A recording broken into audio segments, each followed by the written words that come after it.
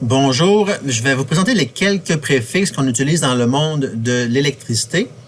Ici, je suis sur le site de Wikipédia, le préfixe du système international d'unités. Donc, les unités, on parle de volts, ampères, ohms, watts en électricité. Et donc, on utilise bien l'unité de base. On pourrait dire 120 volts, 24 volts. On peut parler comme ça. On peut dire 3 ampères, 50 ohms. On peut parler comme ça. Ici, les déca et les hectos, qui font partie du système de préfixes, on ne les utilise pas en électricité. Ce sont plus des préfixes utiles en distance, je crois. On peut parler en hectomètres ou en quantité plutôt de volume, en hectolitres. Et ici, kilo, nous, on va l'utiliser en électricité. Par exemple, on va dire 3 kilo-ohms. Au lieu de dire 3000 ohms, on va dire 3 kilo-ohms. Pour les watts, dans les grosses productions de puissance, on va parler de mégawatts. Et giga et tera, elles, on les utilise, ces préfixes-là, on les utilise plus en informatique, beaucoup moins en électricité.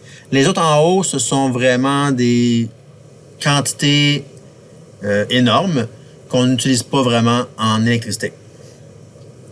Si on descend plus petit que 1, on a déci et centi qu'on n'utilise pas en électricité.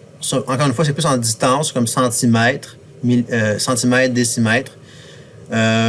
Milli, puissance à la moins 3, on l'utilise surtout pour les courants. On va dire 22 milliampères au lieu de dire 0,022 ampères. Micro, on va l'utiliser aussi en ampères quelquefois. Quand on parle de petit courant, on pourrait dire 3 microampères. Nano et pico, seulement en électronique, on va parler de micro ou de micro, nano et pico en électronique, surtout par rapport aux condensateurs, qui eux se mesurent en farad.